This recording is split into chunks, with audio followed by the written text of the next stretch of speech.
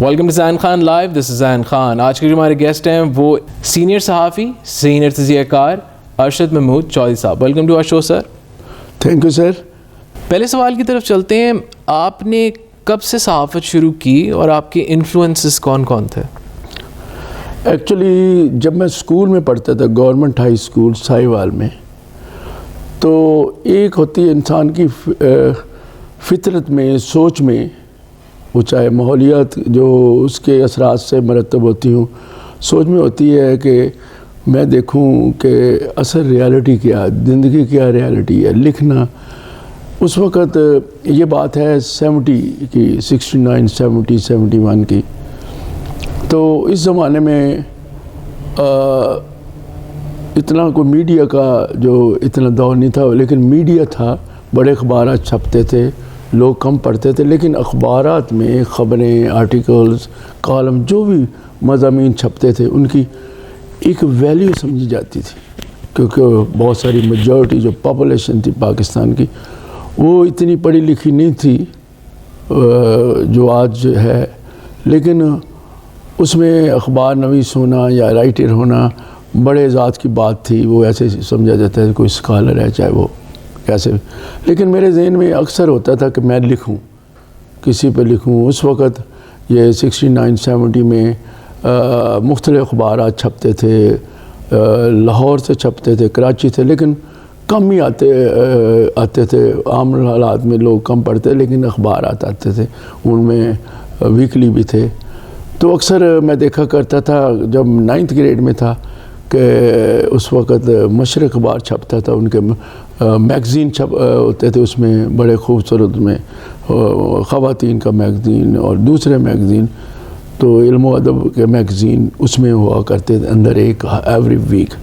تو ایسے مشرق تھا, اس وقت نوائے وقت تھا, اور پاکستان ٹائم تھا نیوز پیپر. تو یہ 2-3 اخبار, وفاق تھا. تو ایسے میگزین بھی چھپا کرتے تھے. اس وقت ایک میگزین چھپا کرتا تھا, دنک میگزین. تو کئی اس وقت جو سینئر جرنلسٹ ہوتے تھے, اس میں ہم تو اسکول میں تھے, تو آج بڑے پرومیننٹ اینکرز ہیں, بات کرتے ہیں اس وقت. تو ایسے وہ دنک میگزین تھا میرا, اس وقت بڑا تھک میگزین تھا. آپ کے بچپن میں انفلوئنسز کون کون سے؟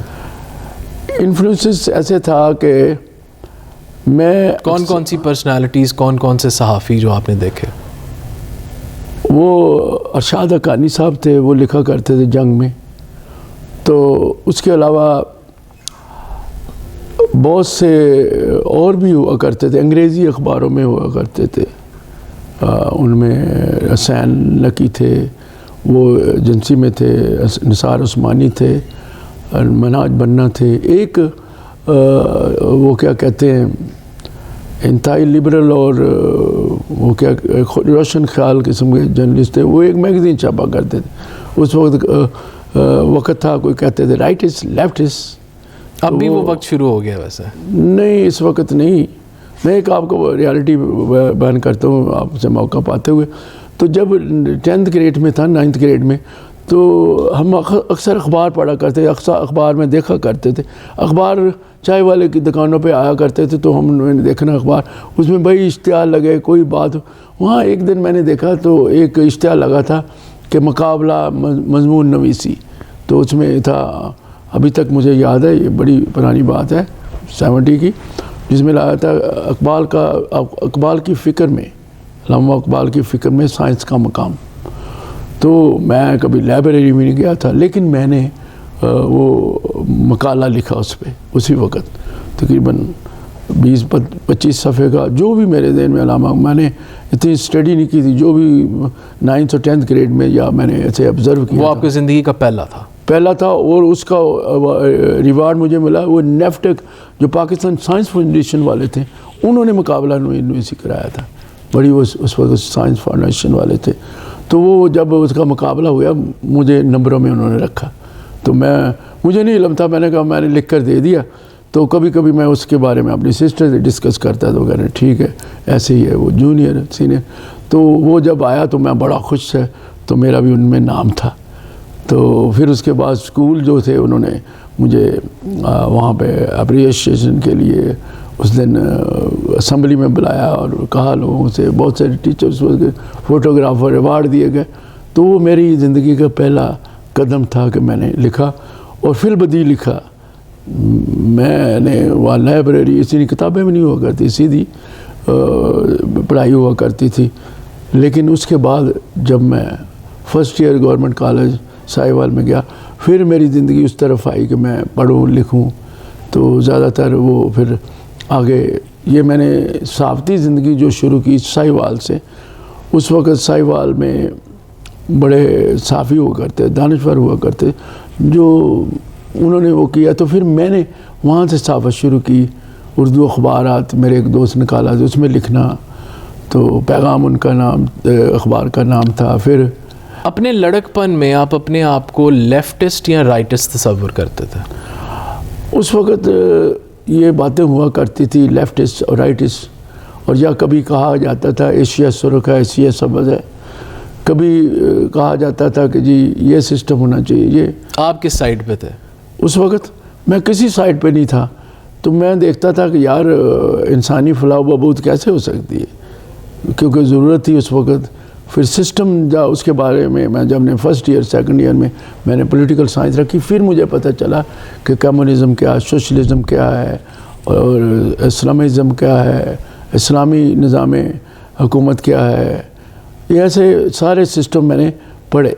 وہ بھی میں لکی رہا. جب سیکنڈ ایئر میں پڑھتا تھا، ساہیوال میں ایک کیفے ڈی روز ہوا کرتا تھا.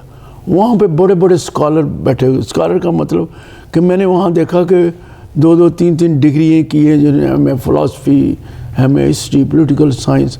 تو وہ اس وقت سیدھا زمانہ تھا، نوکریاں نہیں ملتی تھی، لوگ ایم اے کر لیتے تھے. لیکن وہ سارے لوگ انتہائی تجربہ کار تھے، انتہائی نالج رکھتے تھے. تو وہاں سے مجھے یہ سسٹم کے بارے بحث ہوتی تھی. کبھی چلا جاتا تھا تو وہاں پہ اکثر بتاتے تھے، بات ہوتی تھی ایشیا سرخ کیا ہے یا سبز کیا ہے. تو آپ نے کہاں کس طرف پیر رکھے اپنے، یعنی کہ ارلی ایئرز میں کہاں پہ آپ کو محسوس ہوا کہ یار یہاں میں نے کھڑا ہونا اس آئیڈیالوجی کے ساتھ؟ نو آئیڈیالوجی کوئی نہیں تھی. میں اصل میں سینٹر میں تھا. اوکے. تو میں نے دیکھا کہ وہ پروگریسو کیا ہے، نان پروگریسو کیا ہے، یا ایکسٹریم رائٹ کیا ہے، ایکسٹریم لیفٹ کیا ہے.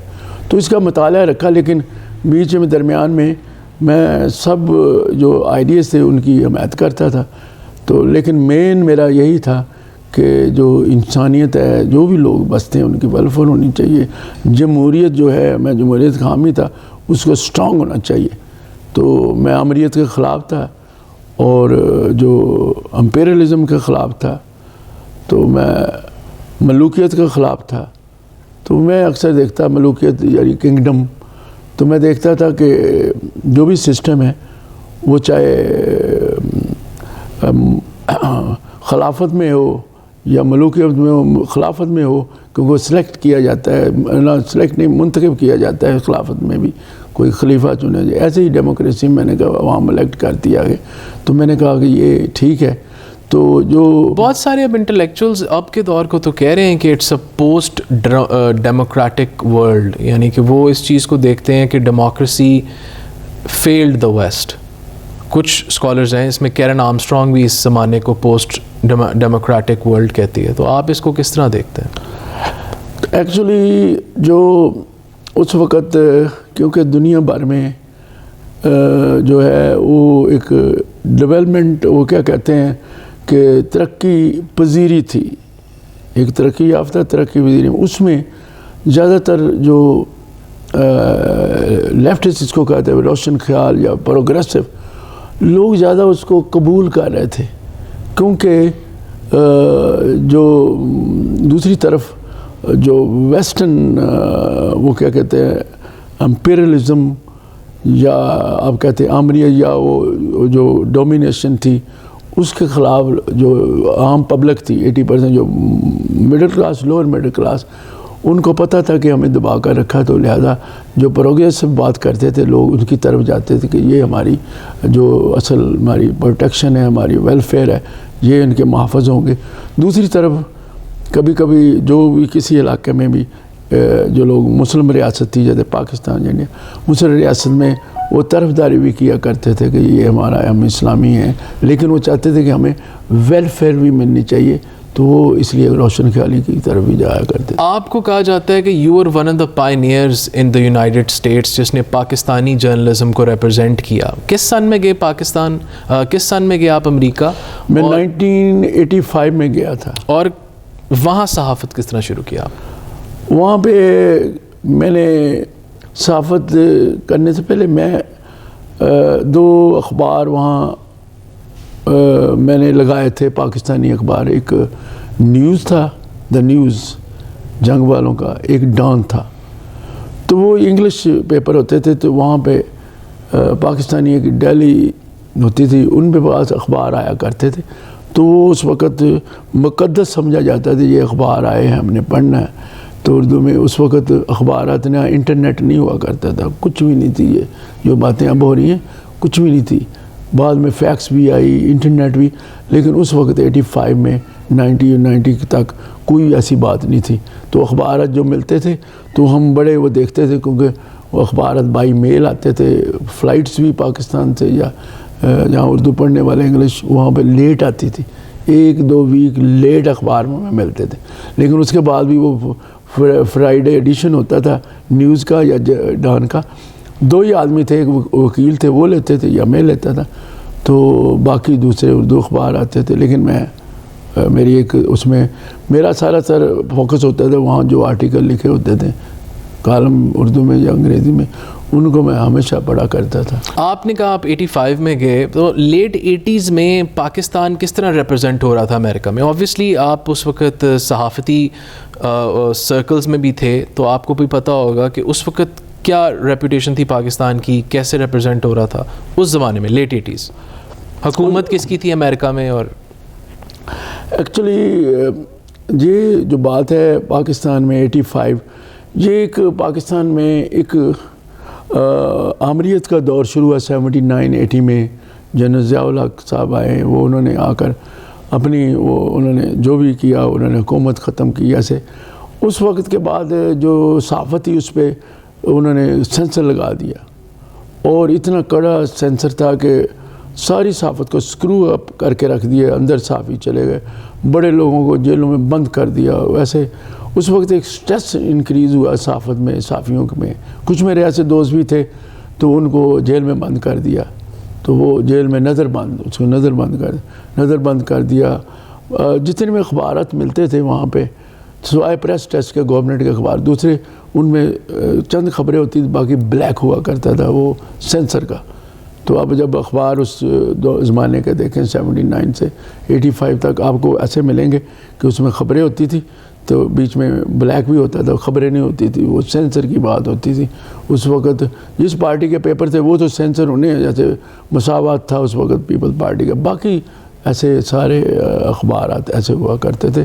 تو پھر اس گھٹن میں ہم نے دیکھا کہ کوئی بات نہیں بن رہی، تو اس وقت بڑے بڑے کمپیٹنٹ، بڑے بڑے نالجیبل دانشور جنہوں نے بڑا بڑا مطالعہ کیا تھا، وہ ملک سے نکلنا شروع ہو گئے، برین ڈرین۔ تو وہ چلے گئے انگلینڈ میں اور جرمنی، فرانس، یہاں بھی ان کو ایگزٹ یہاں سے ملا تو وہ گئے۔ تو میں نے بھی فیصلہ کیا کہ چلو امریکہ چلو یا کینیڈا چلو یا کہیں، لیکن امریکہ میں 85 میں گیا تو اس وقت مجھے پوری طور پہ علم تھا کہ جرنلزم کا، جو انگلش جرنلزم اور اردو جرنلزم، اس کا پورا ادراک تھا مجھے۔ میں ادھر گیا تو یہ 85 کی بات ہے۔ تو آپ نے کم بیک کب کی، کس سن میں کی صحافت میں دوبارہ، اردو صحافت میں؟ اس وقت جب میں 85 میں گیا تو پہلے تو میں مطالعہ کرتا تھا، یہ اخبارات ہمارے آپ نے بتایا بالکل، تو وہ ادھر، لیکن ادھر کوئی اخبارات نہیں چھپتے تھے، اردو میں نہیں چھپتے تھے۔ تو پھر کچھ جرنلسٹوں نے ایک نے اخبارات وہاں ملت شروع کیا، پھر اس کے بعد دوسرے اخبارات آ گئے، لیکن وہ اخبارات تھے وہ کیا کرتے تھے، جو پاکستان سے اخبارات آتے اردو، اس کا چربہ تھا، وہ ساری خبریں وہاں لگاتے تھے، کیونکہ اخبار اتنی آتے ہیں، انٹرنیٹ ہوا نہیں کرتا تھا، یہ فیس بک یہ سب بالکل کچھ بھی نہیں تھا، سوائے اس کے کہ وہ آدمی ٹیلی فون پہ بات کرے یہ کیا، یا ٹیلی ویژن پہ کوئی آیا خبر تو وہ ان کے وہ خبریں لگاتے تھے۔ تو اس وقت یہ کتابت بھی نہیں ہوتی تھی کمپیوٹرائز، ہاتھ سے لکھا کرتے تھے۔ 90s میں کیسے حالات تھے پاکستان اور امریکہ کے، کیسے ریلیشنز تھے؟ بہت اچھے ریلیشن تھے، کیونکہ وہاں پہ امریکہ جب گئے ریگن اور پھر بش، تو پھر اس کے بعد کلنٹن، یا اس کے یہ سارا دور تھا نا، یہ پاکستان کی حمایت کا دور تھا، بڑے گڈ ریلیشن تھے، اس لیے بہت سارے، خاص طور پہ ریگن میں 85 اس کے بعد تو ریگن ایڈمنسٹریشن نے پاکستانی لوگوں کو اوپن کیا تھا، بڑے لوگ ویزے لے، اور اس وقت یہاں ضیاء الحق صاحب تھے؟ ضیاء الحق صاحب تھے، تو ضیاء الحق صاحب کے دور میں بہت اچھے ریلیشنز تھے پاکستان، بہت ہی اچھے ریلیشن تھے، کیونکہ پاکستان کا الائز تھا امریکہ، اور پاکستان ان کا الائز تھا، کیونکہ اس وقت یہ ان کی ایڈمنسٹریشن قبول کرتی تھی ڈکٹیٹرشپ کو یا مارشل لا کو، کیونکہ انہوں نے مارشل لا لگایا تو الیکٹڈ گورنمنٹ کو ختم کیا تھا، لیکن وہ قبول کرتے تھے کہ ان کے اپنے ویسٹرن انٹرسٹ تھے، مفادات تھے، کہ پاکستان اگر ہمارے مفادات جنرل ضیاء الحق پورے کر سکتا تو وہ کر سکتا۔ 85 سے لے کے اب تک سب سے برا دور پاکستان اور امریکہ ریلیشن شپ میں کہاں رہا؟ یہ برا دور پاکستان کا اس وقت آ کہ جب افغانستان میں جو رشیا کے خلاف جو موو تھی اس کو کوئی بھی نہ لیا جاتا، جہاد کیا ان کے خلاف، ان کو نکالنے کے لیے مختلف ڈیفینیشن اور انٹرپریٹیشن تھی پاکستان کے مفادات اس میں، تو جنرل ضیاء الحق تھا، اس کے بعد پھر تعلقات اچھے ہی رہے، کیونکہ ہم نے امریکہ کی جنگ لڑی، وہ ہمیں پوری مدد بھی کیا کرتے، ہر قسم کی اقتصادی، معاشی۔ برے 85 سے اب تک کہاں برے ایک دم سے؟ برے حالات اس وقت ہوئے جب یہ افغانستان کی جنگ ختم ہوئی، اس کے بعد پاکستان کے برے حالات ہوئے۔ کیوں؟ اس لیے کہ پاکستان کی معاشی اور اقتصادی معاملات بڑے گمبھیر ہو چکے تھے، کہ وہ امریکہ اس وقت وہاں سے نکل چکا تھا رشیا کے، ہمیں انہوں نے ایون کہ چھوڑ دیا تھا، کوئی معاشی ہمیں ویسے اوپن ہی چھوڑ دیا، انہوں نے پول آؤٹ کر لیے اپنے ٹروپس، پول آؤٹ کے بارے ہمارے ساتھ ان کے کمٹمنٹ تھی کہ معاشی اقتصادی دوسری امداد کریں گے، انہوں نے امداد نہیں کی، کہ اس کے دوران پاکستان جوہری معاملات میں بھی اپنے آپ کو ڈیفنس کے لیے کر رہا تھا، تو ایک مقام پہ انہوں نے ہماری امداد بند کر دی، ساری امداد، مگر اپنا افغانستان میں کام نکلوا لیا۔ ہاں نکلوا لیا، اور پھر اس کے بعد انہوں نے امداد بند کرنے کے بعد وہ ہمیں حالات درست نہیں تھے، کیونکہ بڑے ہم نے بین الاقوامی مالیاتی اداروں کے بہت سارے قرضے دینے تھے، انہوں نے سافٹ قرضے بھی ہمیں لے کر دیے، لیکن بعد میں انہوں نے کوئی وہ پوچھا نہیں ہمیں، اس وقت بڑے حالات خراب تھے۔ اس کے بعد کس سال میں ریوائول شروع ہو گئی پاکستانی جرنلسٹ کی امریکہ میں اور اس کی صحافت؟ ریوائول کب شروع ہو گئی؟ یہ بعد میں ہوئی تقریباً 2000، میں اوورسیز پاکستانیوں کی امریکہ میں بات کر رہا ہوں، 2007 سے پہلے ہوئی۔ ریوائول کا مطلب یہ ہے کہ وہاں پہ اب اردو اخبار نکلنا شروع ہو گئے۔ وہ ایک دور آیا، وہ دور ایسے تھا جب فیکس شروع ہوئی، فیکس کے ذریعے، تو فیکس کے ذریعے خبریں آنا جانے شروع ہو گئی۔ پھر وہاں پہ انہوں نے، یہ کون سا دور تھا؟ یہ دور تھا تقریباً 2006 کا دور تھا، 5 کا دور تھا، تو وہ آنا شروع ہو گئی، پھر اخبارات نکلنے، پھر ہمیں وہ کتابت کے لیے لوگ ہوتے تھے، کتابت وہاں ہی کیا کرتے تھے، تو پریس چھایا کرتا تھا۔ پھر اس کے بعد دنیا میں سڈن چینجنگ آئی، تو وہ انٹرنیٹ کا سلسلہ شروع ہوا، دنیا ڈیجیٹل ہو گئی، ڈیجیٹل باقی تو بعد میں آئی، اس وقت ارلی سٹیج میں 2005 4 5 6 ایسے، تو اس میں یہ ہوا کہ وہ وہاں پہ ای میل شروع ہو گئی، ہاٹ میل، یاہو، بلا جو بھی اس وقت تھی، تو انہوں نے شروع کیا، تو اس پہ ہم جانے۔ پھر خبروں کا سلسلہ یہ ہوا کہ وہ انہوں نے کچھ کمپنیوں نے انٹرنیٹ شروع کیا، تو اس پہ کوئی خبریں آتی تھی ان کی، تو وہ پھر سلسلہ شروع ہوا، پھر خبریں آنا شروع ہوئی، کرنٹ خبریں آتی تھی تھوڑے پیمانے۔ اس وقت یہ ڈیجیٹل دور کا شروع ہوا کہ جی آپ ایسے کمپیوٹرائز دور، بڑی کتابیں چھپنا شروع ہوئی، انٹرنیٹ کے بارے میں کیسے یوز کریں گے، کیسے کمپنیاں بنائیں گے، ایسے بہت سارے سیمینار بھی ہونے شروع ہو گئے, ایک دم ہیوج لوگ ان میں ٹیکنالوجی میں چلے گئے, آئی ٹی میں. اس وقت آئی ٹی بالکل ایسے تھی 30% تھی, کوئی ایسا نہیں تھا. تو اس وقت چلے گئے, بڑی بڑی کتابیں پڑھی جا رہی تھی انٹرنیٹ پہ, ادھر ادھر کیسے ہوگا وہ ہوگا, اور وہاں سے ریوائول پہ شروع ہو. اس وقت ریوائول شروع ہوا. اچھا چوہی صاحب, ایک بات پوچھنی ہے آپ سے. آپ تھے نا جب 9/11 ہوا؟ میں ادھر تھا. جب ہوا یہ ٹریجڈی جب ہوئی تو اسلاموفوبیا وہاں رائز ہوا.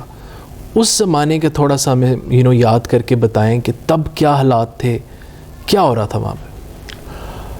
حالات ایسے سے کہ جس دن ہوا وہ کیا کہتے ہیں, ایک سیڈن اور ایک ٹریجڈی تھی امریکہ میں. لیکن اس وقت میں نے اپنی آنکھوں سے دیکھا کیا ہوا. تو جب میں, ایک دوست تھے, انہوں نے کہا یار مجھے آپ نے ورلڈ ٹریڈ سینٹر 1 میں چھوڑنا ہے. میں نے کہا ٹھیک. میں جب امریکہ کے جو علاقے بروکلن سے میں جب نکلا, میرے ساتھ تھا وہ, میں نے وہاں پہ پراسپرٹ ایکسپریس سے ساتھ ہی جاتی تھی اوپر, وہ ٹنل جو اندر جاتی ہے, وہ منگل کا دن تھا. تو 9/11 وہ منگل کا دن تھا. تو میں نے, وہ میرے ساتھ تھا. تو جب میں نے وہاں پہ گیا تو میں نے دیکھا وہ وہاں پہ گوانا ایکسپریس پہ, اس پہ وہ ذرا ہائٹ پہ تھی, اس سے ورلڈ ٹریڈ سینٹر 1 2 3 دونوں نظر آتے تھے. تو وہ میں نے دیکھا کہ وہاں پہ بڑا بلیک دھواں نکل آیا. میں نے دیکھا کہ میں نے کہا کہ یار یہ کسی 7 والی بلڈنگ سے نظر آیا.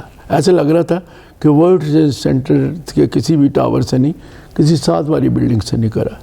تو ایسے تھا, وہ بلیک تھا, وہ ایسے لگ رہا تھا وہ دھواں ادھر کے نکل کے اوپر جاتا تھا. تو وہ میرے ایک, میں نے وہاں پہ اس وقت ایسٹرن ایئر لائن کا ایک طیارہ تھا, یہ وہ اوپر سے گزر رہا تھا. تو وہ ہوتا تھا جیسے سلور شائننگ قسم کا. تو میں نے کہا یار, کیونکہ میں جرنلسٹ, میرے پہ وہ جین تو تھے, میں نے کہا یار یہ اگر یہ میں ہوتا میرے کیمرہ میں ویڈیو بناتا. اس وقت یہ ٹیلی فون نہیں تھے موبائل, وہ اتنے بڑے ٹیلی فون تھے, اس میں یہ سسٹم نہیں تھا. اس وقت ایک نیکسٹل کمپنی ہوتا تھی, اس کے بڑے بڑے ٹیلی فون, اس میں کوئی ویڈیو نہیں بناتی, اس کا وزن ہی بڑا ہوتا. تو میں نے کہا یار یہ ہوتا تھا, یہ بڑا, اس کو پتہ ہے نیچے آگ لگی. تو جب ہم قریب ٹنل کے پہنچے تو میں نے ایزی پاس جو تھا نا, میرا ایزی پاس ہوتا تھا, تو میں نے لگانے کی کوشش کی, ساتھ ہی رکھا تھا. تو وہ چلا نہیں. تو فوری طور پہ میں نے پیچھے دیکھا تو میرے پیچھے 2 ایمبولینس آ رہی ہیں. ایسے ہی میں نے کہا آ رہی ہوگی. میں نے کہا ادھر آگ لگی. آگ مینہٹن میں سٹی میں کہیں نہ کہیں بلڈنگوں میں لگتی رہتی ہے کوئی نہ کوئی انسیڈنٹ. تو وہ میں جب گیا تو وہ نہ چلا. تو وہاں سے وہ پولیس آفیسر یا جو ڈیوٹی پہ ہوتے ہیں لوگ, وہ آئے, انہوں نے وہ ایزی پاس چلایا. تو میں نکل گیا. انہوں نے میرے سے ہاتھ سے پکڑا, چلا کر مجھے دے دیا, ہم نکل گئے. جب میں نکلا تو ایک دم میں نے وہاں سے رائٹ لیا, وہاں پہ میریٹ ہوٹل تھا. تو وہ کہنے لگا یار یہاں ہی اتار دو, میں پیدل چلا جاتا ہوں, تو آپ واپس گھر چل جائیں. جب وہ ہم قریب پہنچے میریٹ سے, آگے ایک پارکنگ تھی, تو میں نے دیکھا کہ وہ واقعی ایک ٹاور کو آگ لگی ہے. تو میں باہر تھا, میں نے کہا یہ کہتے ہیں اچھا یار یہاں سے چلے جائیں. تو جب میں نے وہ گاڑی روک کر اس کو بیگ بڑھایا تو وہ ابھی جانے لگا. تو میں نے لیفٹ پہ دیکھا تو ایک وہ کیا کہتے ہیں پلین آیا. تو میں نے دیکھا یار, میرے ذہن میں نکلا یہ بھول گیا ہے, یعنی کہ وہ ایک پورا ایسے آیا سیدھے, اس نے لیفٹ کیا رائٹ کیا. جب وہ اندر گیا ٹاور کے, میری ایک دم میرے ذہن میں چہرے پہ ایک خوف طاری ہو گیا. میں نے کہا یار یہ کیسے, جیسے وہ کہتا ہے یہ اسٹوپڈ ہے, یہ کیا اس کو کیا ہو رہا ہے. تو اسی وقت, اس سے پہلے میرے پولیس والے نے مجھے کہا کہ آپ ایسے یو ٹرن کریں, ادھر چلے جائیں. میں نے کہا میں سیدھا چلا جاتا ہوں سامنے. تو جب لگا تو اس کے بعد میں نے کہا یار, اس وقت وہ وہاں پہ ایک دم میں نے گاڑی وہاں چھوڑی, گاڑی سٹارٹ تھی ادھر ہی ساتھ. تو وہ میں نے جب بھاگا, میں نے کہا یہ تو ٹاور ہم پہ, تو ساتھ میرا 200-300 لوگ, عورتیں مرد امریکن شہری, وہ بھاگ رہے تھے. تو میں نہیں بھاگا. تو وہاں پہ ایک عورت کو دیکھا میں نے, تو وہ اس کے سینڈل تھے، تو وہ میں نے کہا اتار دو. میں نے اپنی شرٹ اتاری، منہ صاف کیا ایسے. میں نے کہا یہ بڑا کیا ہو گیا. تو میں نے غلطی کی، وہ میں ٹنل میں اندر جانے کے بعد میں سیدھا ہی بھاگ کے چلا ہوا. ایک دم اندھیرا چھا گیا، وہاں پہ لوگ آنے شروع ہو گیا، یعنی کہ پیپر، وہ کیا پورا وہ جو دھواں وغیرہ، میری سانس. اور بھی لوگ تھے. جب ہم وہاں پہ گئے نا بیٹری پارک میں، سامنے پارک تھا، وہاں پہ ہم پارک کے قریب میں گیا تو میں نے کہا یار یہاں سے بھاگو، پتہ نہیں کیا ہو گیا. تو ایک میں نے دیکھا ایک امریکی شہری، وہ کہنے لگا پلیز ہیلپ می. وہ فینس نہیں ہوتا، فینس، اس کو اٹھا رہا، نیچے سے جا نہیں سکتا. تو میں ذرا، میری باڈی ذرا، وہ کہتے 3 لین تھی، میں نے فوری طور پہ میں تو نکل گیا، لیکن میں نے اٹھایا تو وہ بھی نکل گیا. بڑی دنیا آئی. میں نے دیکھا وہاں پہ اس ایریے میں بھر گیا، لوگ اس سے بھاگ کر آیا، ادھر سے جو سامنے بلڈنگیں تھیں اس میں بچے بھی آ رہے ہیں، بوڑھے. تو ایک دھماکہ ہو رہا تھا وہاں پہ ایسے ہی. تو اس کے بعد 9/11 تھی جس کے بعد پوری دنیا بدلی. اچھا، پھر لوگ کہتے ہیں کہ اس کے بعد اگر کوئی بڑا واقعہ ہوا وہ تھا کووڈ-19. آپ وہاں تھے جب 9/11 ہوئی، آپ نے سارا واقعہ بھی ہمیں بتایا. آپ رپورٹنگ کر رہے تھے، میں فیس بک پہ دیکھ رہا تھا، جب کووڈ-19 ہوا وہاں پہ سب زیادہ بڑا حادثہ کون تھا دنیا کے لیے؟ کون سا تھا، 9/11 کہ کووڈ-19؟ یہ ایکچولی میرے نزدیک کووڈ-19 ہے. تو امریکہ نے کووڈ-19 کو، because you were there live, تو آپ نے اس کو کس طرح وہاں پایا؟ کیسے افیکٹ کیا امریکن سوسائٹی اور امریکن کلچر کو اس نے؟ اس لیے کہ جو یہ کووڈ-19 جس کو کرونا وائرس بھی کہتے ہیں، وہاں پہ ایک چیز ہوئی کہ سوسائٹی میں جو امریکن شہری تھے، تمام شہری، ریگارڈلیس وہ کس کمیونٹی تھے، کس منورٹی تھے، الگ رکھتے، سارے ان کو یہ پالے پڑ گئے، ان کو یہ ہو رہا کہ ہم اپنے آپ کو کیسے بچائیں. وہ اس بیچ میں سب لوگ جو تھے نیو یارک میں، خاص طور پہ اس وقت نیو یارک نمبر 1 میں تھا، تو وہ وہاں پہ میں نے دیکھا کہ نیو یارک کا تو بڑا برا حال تھا. اس وقت برا حال یہ تھا کہ ہم بھی لوگ جو پاکستانی کمیونٹی تھی وہ ایک دوسرے ٹیلی فون پہ رابطے پہ پوچھتی تھی کیا حال ہے، لیکن سب لوگ ایسے تھا کہ اندر ہی خوف زدہ تھے. ہر جگہ کوئی یہ سوچ رہا تھا کہ مجھے نہ ہو جائے، مجھے نہ ہو، یعنی کہ کوئی آدمی کسی سے ہاتھ ملانے، ہاتھ کیا، وہاں باہر کوئی آدمی نہیں تھا، ایک بھی امریکن شہری نہیں تھا. کچھ وہ آپ جب ویڈیو دکھاتے تھے لگتا ہے اس طرح زومبی اپوکلپس والی فلمیں نہیں بناتے ہالی ووڈ والے، وہ اس طرح ہو گیا تھا، لیکن لٹرلی سڑکیں خالی تھیں. تو وہ ایسے ہوا کہ جب میرے اپنا آئیڈیا تھا کہ جب مہینہ 15 دن دیکھا کہ میں ٹھیک ہوں، میرے بہت سارے دوست انتقال کر گئے، اور پھر اس کے بعد ہاسپٹل میں جگہ نہ رہی، تو میں نے، آپ کو پتہ ہے کہ پھر میں نے کہا کچھ ریالٹی بھی لوگوں کو دکھائیں. جب آپ سنگل جاتے ہیں، آپ دیکھیں کہ آپ ہیلتھی ہیں، کہیں بھی جائیں آپ کے ماسک پہنا ہو یا کوئی، میں نے آئیڈیا دیکھا، میری ریالٹی تھی کہ آپ کو کرونا وائرس نہیں ہو سکتا انٹل کہ آپ کسی کے ساتھ کانٹیکٹ نہ کریں یا کسی کے ساتھ ملے نہ. یہ کیونکہ یہ وائرس ہے جو منہ سے نکلتا ہے یا کسی کو لگتا ہے جیسے دوسرے وائرس ہوتے ہیں. تو میں نے پھر ہر سامان اپنے ساتھ لیا. تو میں نے دنیا بھر میں جو فیس بک پہ تھے ان کو سب کو دکھایا، ہاسپٹل کے قریب جا کر بھی، کیونکہ وہ کرونا وائرس کوئی وبائی مرض ضرور تھی، یہ کوئی جراثیمی معاملات نہیں تھے کہ فضا میں ہوگا یہ. اچھا، آپ کو لگتا ہے ایئر بورن نہیں تھا؟ ایئر بورن نہیں تھا. کچھ لوگوں نے، وہاں کے گوروں نے کچھ سوشل میڈیا پہ ویڈیوز وائرل کی تھیں، اس کی حقیقت آپ سے پوچھتے ہیں کیونکہ you are there on ground. انہوں نے کہا جی یہ تو فیک ہے، دیکھو ہاسپٹل سارے خالی ہیں. تو کیا واقعی ہاسپٹلس خالی تھے امریکہ میں؟ نہیں، وہ تو فیک، پتہ نہیں وہ فیبریکیشن ہے. جنہوں نے قریب سے ہم نے دیکھا، وہاں پہ بہت قریب سے دیکھا. جب ہمارے دوست بھی ہاسپٹل میں گئے تو اس کے بعد ہم نے دیکھا کہ وہاں پہ کیسے لوگ جو ٹریلے تھے ان میں ان کی جگہ ہی نہیں تھی وہاں دفنانے کے لیے. وہاں پہ جب دیکھیں تو ان کے پاس ایڈمیشن ہی ختم تھا، ان کے پاس جگہ ہی نہیں تھی کہاں پہ ہم داخل کریں. انہوں نے تو یہاں تک کہہ دیا یہ اتنی یہ بات لغو ہے اور اس میں کوئی ریالٹی نہیں ہے کہ کوئی کہے کہ وہاں لوگوں نے نہیں ہے. تو ہم نے دیکھے اپنے دوستوں کو, میں نے دیکھا ایک دوست کو, انہوں نے کہا کہ مجھے بخار ہے, جیسے میں جانا چاہتا ہوں. انہوں نے کہا جی ہمارے پاس جگہ نہیں, آپ گھر میں ہی رہیں تو ہم آپ کو دوائی دے دیتے ہیں. انہوں نے وہاں آ کر جو بھی دوائی اینٹی بایوٹک وغیرہ جو بھی تھی ان کو دی. انہوں نے کہا آپ اکیلے رہیں تو کچھ بھی ہو لیکن آپ نے دوائی کھانی ہے. تو ہاسپٹل میں جگہ ہی نہیں تھی, وہ ان کو لے گئے ایمبولینس والے. پھر اس کے بعد یہاں تک بھی ہوا, یہ ایسی فیبریکیشن خبریں آتی تھی جس میں کوئی ریالٹی نہیں. میں نے دیکھا کہ ایک دوست تھا باو اقبال صاحب, وہ ادھر انہوں نے کہا کہ آپ ادھر رہیں دوائی کھائیں. تو اس کو بہت زیادہ اس کو سانس کی پرابلم. تو جب وہ پتہ چلا ان کے دوستوں نے کہا, وہ علیحدہ رہتے تھے کہ وہ تو اللہ کو پیارے ہو گئے, انتقال کر گئے اس سے. تو اس کو نمونیا تھا. تو اس نے جب انہوں نے کال کیا تو وہ انتقال کر گئے. انہوں نے کہا کہ ہم ایمرجنسی میں اس کا پوسٹ مارٹم نہیں کر سکتے. اس کا مطلب تھا وہاں جگہ ہی نہیں تھا پوسٹ مارٹم کے لیے, وہ اسٹاف ہی کوئی نہیں تھا. اور وہ جب وہ آئے ایمبولینس میں, انہوں نے ان کے سمٹم لیے اور وہ چلے گئے. کہنے لگے کہ اب آپ ارینج اپنا کریں, تو ہم اس سلسلے میں کوئی مدد نہیں کر سکتے. آپ کو سرٹیفکیٹ دے دیا, ہم نے لکھا اس کا کیا کہ ڈیتھ سرٹیفکیٹ ہم نے دیکھا آبزرو. یہ تھی بات. آپ کی صحافت اس وقت جاری تھی جب ٹرمپ امریکہ کا صدر تھا. ٹرمپ کا دور کیسا رہا کرونا سے پہلے؟ ایکچولی پہلے تو ٹرمپ جب الیکشن ہوئے تو بہت سارے جو منورٹی کے لوگ ہیں انہوں نے اور بہت سارے اور لوگوں نے ہیلری کلنٹن کو ووٹ دیے. پھر اس کے بعد رزلٹ آیا, اس میں الیکٹورل وہ جو ہے کالج میں وہ اپنا ڈونلڈ ٹرمپ جیت گئے, وہ صدر ہو گئے. انہوں نے قبول کیا ایوری تھنگ, دیر از نو اینی. ووٹ زیادہ ہلری کے تھے مگر الیکٹورل کالج میں آپ کو پتہ ہے وہ سسٹم امریکن ایسا ہے, الیکٹورل کالج پہ ڈیپینڈ کرتا ہے. تو وہ جب جیت گئے اس کے بعد ڈونلڈ ٹرمپ آئے.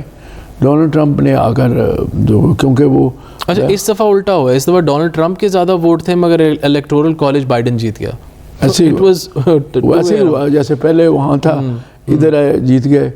تو پھر آپ نے دور کا پوچھا, اس کا دور ٹینیور کیسے گزرا اکنامکلی سوشلی؟ نہیں, انہوں نے آ کر جو معاشی صورتحال اس کو سٹیبل کیا, لیکن کیونکہ بہت سارے ریسیشن میں تھا, دنیا میں ریسیشن تھا, تو انہوں نے آ کر بڑی کوشش کی. تو اس میں تو امریکہ کو اتنا نقصان نہیں ہوا, وہ معاشی طور پہ کوئی اتنا سیٹ بیک نہیں ملا. جو ریسیشن تھا وہ تو چل رہا تھا پہلے پچھلے 20-30 سال تھے, لیکن اس میں کمی آئی اور معاشی طور پہ. ٹرمپ نے جو ٹیرفس لگائے تھے چائنا پہ, ان کا افیکٹ ڈائریکٹ امریکن اکانومی پہ پڑا تھا اس دور میں؟ کیونکہ ان کے ماہرین کہتے تھے نہیں پڑا, لیکن میرے حساب سے, میری آبزرویشن حساب سے تو وہ پڑھا. اس میں خاص طور پہ ایگریکلچر جو پروسیس تھا, ایگری کمیڈیٹی, اس میں پڑھا. کیونکہ $1 بلین کی سالانہ اور منتھلی وہ $1 بلین کی سالانہ وہ جتنی بھی ہے وہاں سے ایگریکلچر ریلیٹڈ سٹاف وہ چائنا امپورٹ کرتا تھا. تو جب یہ قدغن لگا, یہ پابندیاں لگی یا ٹیرف بڑھایا, اس میں تو کمی آئی. تو جو متاثرین تھے جو ایگریکلچر کے جو فارمر, وہ ان کو اثر تو ہوا. گورنمنٹ نے بڑی کوشش کی ان کو کوئی ریلیف دیا جائے, لیکن بات نہیں بنی. ان کو $1 ٹریلین کا. آپ یہ کہنے کی کوشش کریں کہ American economy is pretty much dependent on the Chinese economy, کیونکہ ایکچولی چائنا اور اکانومیز آر انٹر لنکڈ, مگر یہ دو بگ پلیئرز ہیں. تو بگ پلیئر میں آپ کو یہ بات بالکل کلیئر کٹ ہے, ویزیبل ہے کہ $1 ٹریلین کی انویسٹمنٹ امریکن کمپنیوں نے کی ادھر. مختلف آپ کے اب سامنے بات آئی, انہوں نے جیسے آئی فون ہے, جب دوسری چپس ہے بناتے ہیں مائکرو چپ اور کمپیوٹرائز اور سارا. اب وہ تو ٹرمپ کی میرے حساب سے وہ ان کا یہ ایک پور پہلو تھا. میرا خیال ہے سب سے بڑی مسٹیک بھی ٹرمپ کی ہے. دو بڑی مسٹیکس تھیں. ایک یہ تھا کہ اسلاموفوبیا, اگر وہ اس طرح کی باتیں نہ کرتا تو مسلم ووٹ بڑی میجورٹی میں اس کو ملنا تھا. دوسرا سینوفوبیا, جو چائنا کے خلاف کانسٹنٹ کر رہا تھا. وہ چائنا اوبویسلی ایک بہت بڑا ورلڈ پلیئر ہے, اس نے بھی پھر اپنا ویٹ میرا خیال ہے کہ بائیڈن کے پیچھے ڈال دیا جب یہ الیکشنز ہوئے, کیونکہ یہ دو چیزیں اس کو لے بیٹھی ہیں. چائنا کے ساتھ پنگا اکانومی کو لے بیٹھا تھا, اور اسلاموفوبیا اس کے ووٹس بہت زیادہ ٹوٹے. ایکچولی جو چائنا کے ساتھ معاملہ تھا وہ اتنا نقصان دہ نہیں تھا. ان کو پتہ تھا کہ لوپ ہول کے ہم نے اسٹیبل کیسے کرنا ہے, لیکن یہ ہوتی ہے بائیلیٹرلی ڈپلومیسی, ورلڈ اوور جو ڈپلومیسی ہے, یا ورڈ اوور ریلیشن ہے. اور کیونکہ ڈونلڈ ٹرمپ ایک وہ کیا کہتے ہیں خود ساختہ ایک خود بیانیہ اور ایک پاور بیانیہ میں وہ جو بات کرتا تھا پالیسی جو ہے اس کو رائج کرنے کی کوشش کرتا تھا, جس کی وجہ سے نقصان ہوا. کیونکہ یہ پہلا پریزیڈنٹ تھا جس نے ایک لفظ ہائر اور فائر یہ اس پہ ڈیپینڈ کیا انہوں نے. جب آپ کسی کے ساتھ اختلافات کر سکتے ہیں, موقف آپ کا ڈفرینٹ ہو سکتا ہے, اپینین میں ڈفرینسز ہو سکتی ہے, لیکن آپ کسی پہ اپنا حکم صادر نہیں کر سکتے. تو لہذا انہوں نے حکم صادر کیے.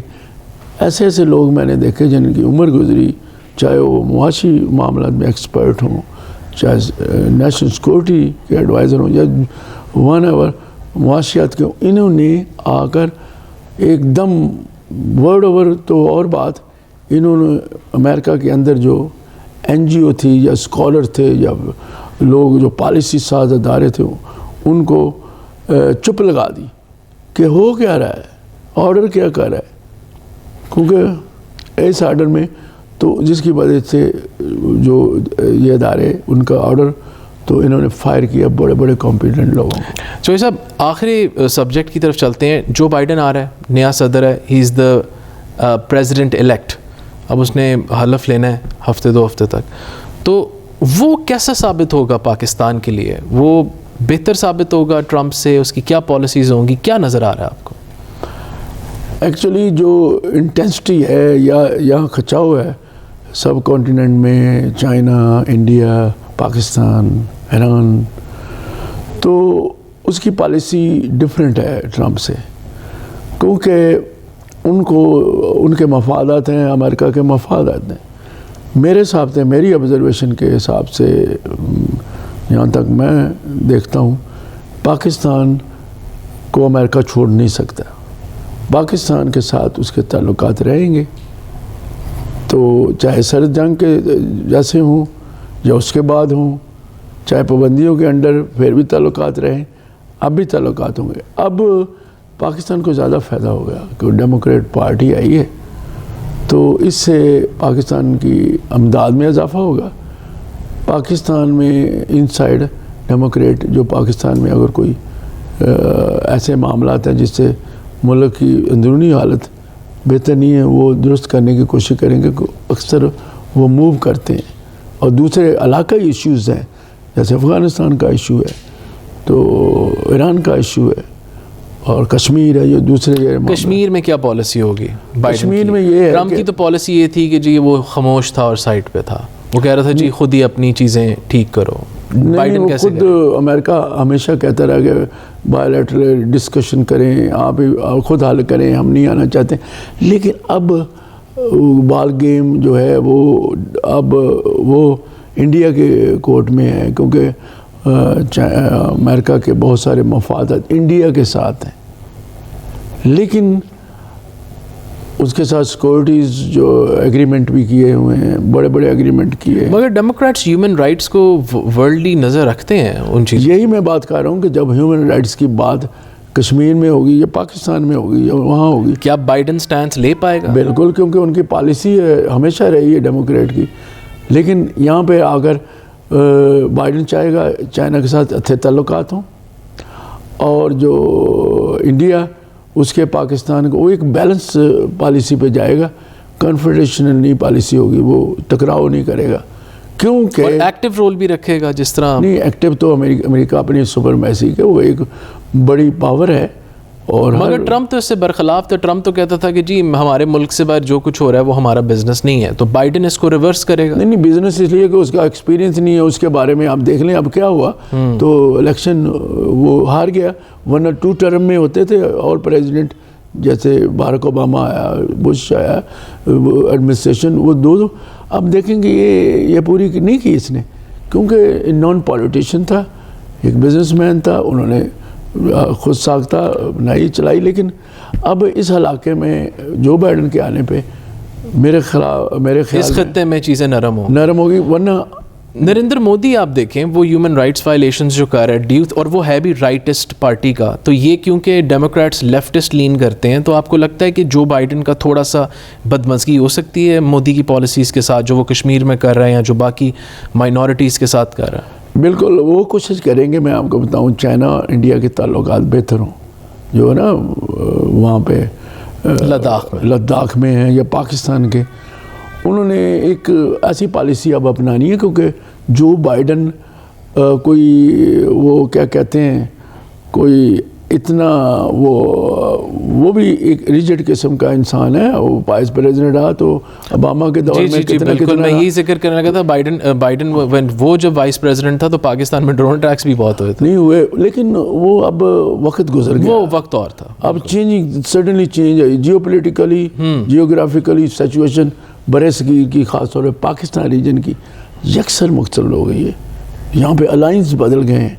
یہاں پہ الائنس میں آپ دیکھنا امریکہ کیسے کردار ادا کرتا ہے. اب دیکھیں چائنا, پاکستان یا بنگلہ دیش, یہ جو ممالک ہیں ان کے ساتھ, ایران کے ساتھ اس کے دفاعی معاملات, رشیا جو ہے وہ بھی ایران کے ساتھ ہاتھ ملا رہا ہے. سڈنلی یہ جو تبدیلی آ رہی ہے جو بائیڈن کے لیے ایک چیلنج ہے. ایک تو چیلنج اندرونی چیلنج ہے, دوسرا بیرونی چیلنج ہے. ایران کے ساتھ کیسے تعلقات ہوں گے؟ ڈو یو تھنک ایران امریکہ جو نیوکلیئر ڈیل ہوئی تھی, ایران نیوکلیئر ڈیل, وہ دوبارہ ریوائیو ہوگی؟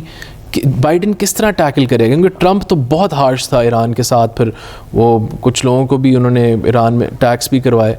تو بائیڈن کی کیا پالیسی ایران کی؟ پالیسی انہوں نے وعدے کر دی تھی جب یہ ڈبیٹس ہوئی. انہوں نے کہا کہ ہم تعلقات بنائیں گے چائنا کے ساتھ, ہمارے اتنے ڈیفیسٹ ہوئے ہیں آپ کی وجہ سے, پھر دوسرا ایران کے ساتھ. تو یہ جو انہوں نے پہلے بھی بتا دیا جو بائیڈن نے ان کی پالیسی, وائس پریزیڈنٹ دوسرے ان کے ماہرین, انہوں نے کہا تھا کہ ہم وہ ڈیل جو ہے نیوکلیئر ڈیل جو تھی نا وہ دوبارہ ہم اس کو کریں گے. اب ایکچولی ڈیل ڈیفرنٹ ہوگی.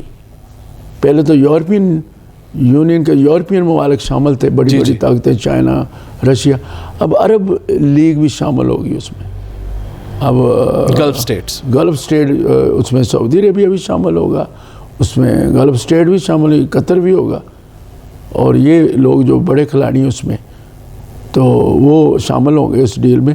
تو پھر ڈیل ہوگی کیونکہ پہلے جتنے بھی لوگ شامل تھے وہ سارے یورپین اور بڑی طاقتیں تھیں.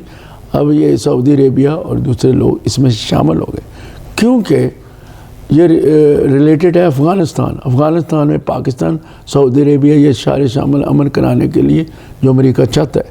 تو اب یہ جو ڈیل ہوگی, اب اگر ڈیل وہ ڈائریکٹ کرتے ہیں جو پرانی ڈیل تھی وہ آؤٹ ڈیٹ ہو گئی ہے, اب مڈل ایسٹ کے جو بڑے ممالک ہیں اس میں شامل. تو آپ کو لگتا ہے کہ اب جو ساؤتھ ایشیا جو یہ خطہ ہے بر صغیر ہے اس میں نرمی اب آئے گی بائیڈن کے دور میں؟ نرمی کے علاوہ آپ دیکھیں ڈونلڈ ٹرمپ کے زمانے میں یورپین ابھی تک ناراض ہیں.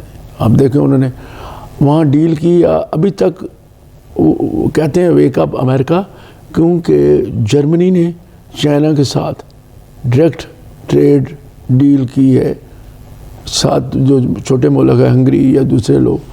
تو یہ اور ملک ہے, فرانس ہے, وہ چاہتے ہیں کہ اب زمانہ بدل گیا, اب امریکہ کے بارے میں وہ اتنا نہیں سوچتے کیونکہ ڈونلڈ ٹرمپ کی پالیسی کی وجہ سے.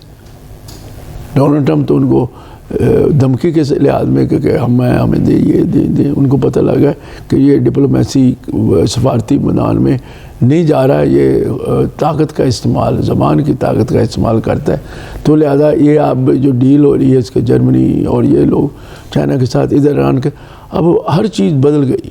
آپ دیکھیں کہ جب دیکھا کہ ایران اور دوسرے ممالک ہے یہ چائنا کے ساتھ جا رہے ہیں تو فوری طور پہ سعودی عربیہ نے دیکھا جو امریکن بلاک ہے, انہوں نے کہا ایسے بات نہیں بنی, قطر کے ساتھ صلح کرو. قطر ایک بڑا یہ چند دن پہلے آئی ہے چائنا کے ساتھ. دبئی نے اپنا ایئر اسپیس بھی کھول دیا. ہاں وہ اس لیے کھول دیے, انہوں نے کہا کہ یہ ایک جو محاذ بن رہا ہے, ایک پاور بن رہی ہے, یہ پاور فکشن نہیں, باتوں کی نہیں, ایگریمنٹ کے ساتھ. اب امریکہ جو چائنا ایک بڑی پاور ہوگا ایران کے ساتھ, پاکستان کے ساتھ, کیونکہ پاکستان کے ساتھ سعودی عربیہ کے جو پالیسیز جو ہے ہمارے ریلیشن ان میں تھوڑی سی سرد موری آئی ہے. تو اس لیے وہ دیکھ رہے ہیں کہ یہ ہو گیا تو قطر جو ایک مین عرب کا ملک ہے وہ بھی ایران کے ساتھ ہے، پاکستان کے ساتھ ہے. فوری طور پہ یہ ساری تبدیلی آئی.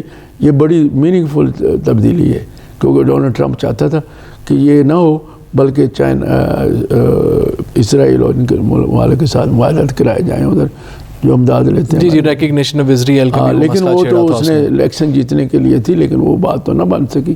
تو اب عرب لیگ یا عرب ممالک خود سوچتے ہیں کہ ہم نے کہاں سٹینڈ کرنا ہے. تھینک یو سو مچ ارشد محمود چودھری صاحب، آپ کا بہت بہت شکریہ، آپ نے ہمارے لیے وقت نکالا آن زین خان لائیو. تھینک یو آپ نے ہمیں موقع دیا، شکریہ. جی یہ تھے ارشد محمود چودھری صاحب، انہوں نے ہمارے ساتھ ڈسکس کیا جو بائیڈن اور پاکستانی صحافت کا مستقبل. امریکہ میں ایک سینئر صحافی اور تجزیہ کار ہیں، ایک سینئر تجزیہ کار ہیں، انہوں نے زین خان لائیو میں ہمارے لیے وقت نکالا اور چیزیں ڈسکس کی. اگلے ایپیسوڈ تک لیے اجازت دیجیے. Keep on watching Zain Khan live. Take care. السلام علیکم.